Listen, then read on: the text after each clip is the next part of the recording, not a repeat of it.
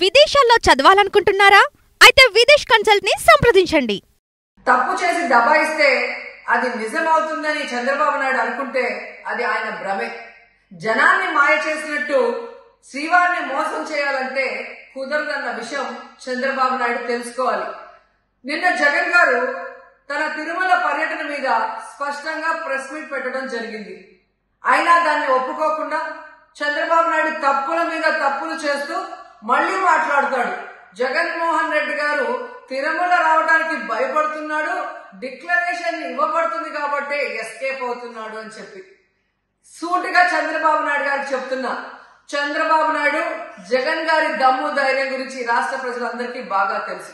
నిన్న కూడా ఆయన భయపడేవాడైతే అంత స్పష్టంగా ప్రెస్ మీట్ పెట్టి ఏ విధంగా తన మతం మానవత్వం, తను ఏ విధంగా బైబిల్ చదువుతారు, బయటకు వచ్చినప్పుడు హిందువుల మనోభిప్రాయాన్ని గౌరవించి గుళ్ళకు వచ్చి పూజలు చేస్తారు, అలాగే మసీదులకు వెళ్లి ఎలా పూజలు చేస్తారు, అలాగే సిక్కుల్ని గౌరవించి ఎలా వాళ్ళ పూజలు చేస్తారో చెప్పడం జరిగింది.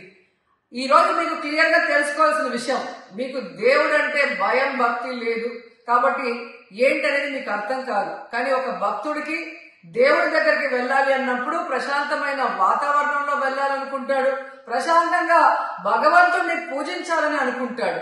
కానీ ఈ రోజు మీరు జగన్మోహన్ రెడ్డి గారు తిరుమలకు వస్తానని అనౌన్స్ చేసిన దగ్గర నుంచి బీజేపీలో కొందరు, జనసేన, తెలుగుదేశం పార్టీ ఎలా అలజడి సృష్టిస్తున్నారో అందరూ కూడా గమనిస్తున్నారు.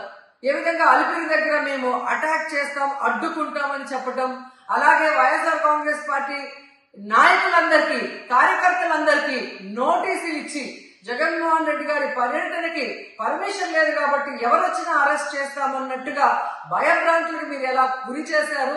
అండ్ ఈరోజు కుల రాజకీయాలు చేసి రాష్ట్రాన్ని భ్రష్టు పట్టించడమే కాకుండా మత రాజకీయాలు కూడా మీరు ఎలా చేస్తున్నారో అందరూ కూడా గమనిస్తున్నారు.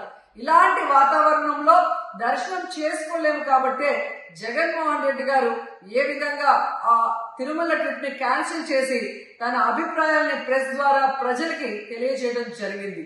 సో నిజమైన భక్తుడు జగన్మోహన్ రెడ్డి గారు ఎప్పుడైనా మళ్లీ వెళ్లి వెంకటేశ్వర స్వామిని దర్శించుకోగలరు.